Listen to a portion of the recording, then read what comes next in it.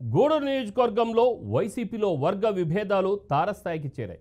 దీనికి తోడు ప్రభుత్వ ప్రజా వ్యతిరేక పాలన పట్ల నియోజకవర్గ ప్రజల్లో తీవ్ర ఆగ్రహం వ్యక్తమైంది.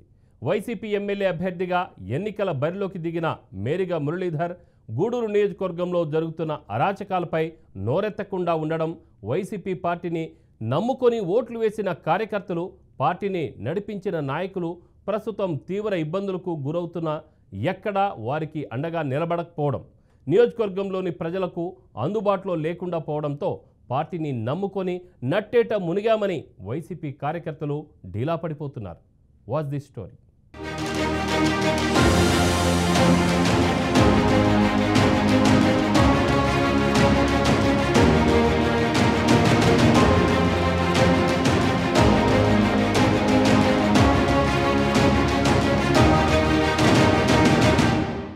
రాజకీయంగా చూసుకుంటే మొదట కాంగ్రెస్ పార్టీకి కంచుకోటలా ఉన్న కోడూరు నియోజకవర్గంలో 1983లో ఎన్టీ రామారావు టీడీపీ పార్టీ స్థాపించిన తరువాత గూడూరు నియోజకవర్గంలో టీడీపీ పార్టీ నుండి బల్లి దుర్గాప్రసాదరావు 4 సార్లు ఎమ్మెల్యేగా గెలిచి మంత్రిగా కూడా పనిచేశారు. దీంతో కాంగ్రెస్ హవాకు గండి కొడుతూ టీడీపీ పార్టీ జెండా కూడా కొంతకాలం రెపరెపలాడింది. గత 2 అసెంబ్లీ ఎన్నికల్లో వరుసగా 2 సార్లు వైసీపీ పార్టీ జెండా ఎగరటంతో గూడూరు నియోజకవర్గం వైసీపీ పార్టీకి కంచుకోటగా మారిపోయింది.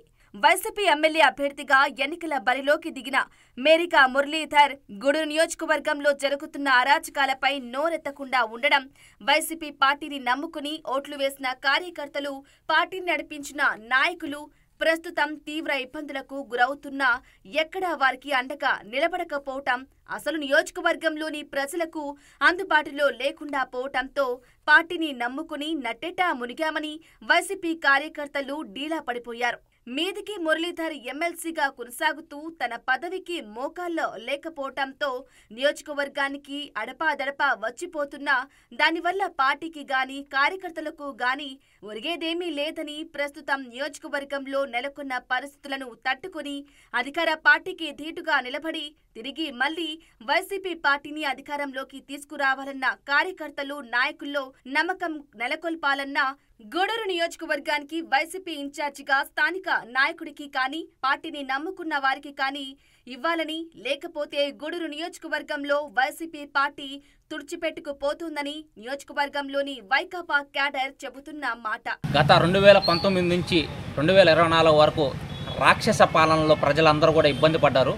ఎందుకంటే ఈ జగన్మోహన్ రెడ్డి నేనున్నాను, నేను విన్నాను అని చెప్పి ప్రజలకి న్యాయం చేస్తానని చెప్పి కళ్ళబొల్లి మాటలు చెప్పి అధికారంలోకి వచ్చాడు. వచ్చిన తర్వాత ప్రజలకి ఏమన్నా చేశాడు అని అంటే శూన్యంగా మారింది. ఏంటంటే అసెంబ్లీలో జగన్మోహన్ రెడ్డి గొప్పతనం గురించి చెప్పుకోవడం తప్ప ఈ రాష్ట్రానికి ఏమన్నా ఇండస్ట్రీస్ వచ్చాయా, నిరుద్యోగులకి ఏమైనా ఉద్యోగాలు వచ్చాయంటే ఏమీ లేని పరిస్థితి. ఈ యొక్క పరిస్థితికి బుద్ధి చెప్పాలని 2024లో ఎన్డీఏ గవర్నమెంట్కి ప్రజలు పట్టం కట్టారు.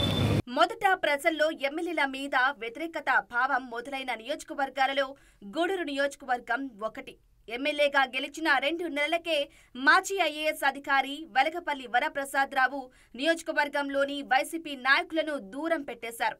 నియోజకవర్గంలో ప్రాధాన్యత లేని, ప్రజల్లో పలుకుబడి లేని కొందరు వ్యక్తులను పక్కన పెట్టుకుని అవినీతికి తెరలేపారు. ముఖ్యంగా వరప్రసాదరావు కొడుకు ప్రతి శుక్రవారం నెల్లూరులోని ఓ హోటల్కు వస్తూ అక్రమ వ్యవహారాలకు సంబంధించిన అన్ని సెటిల్మెంట్లు చేస్తున్నారని ఆరోపణలు బలంగా వినిపించాయి.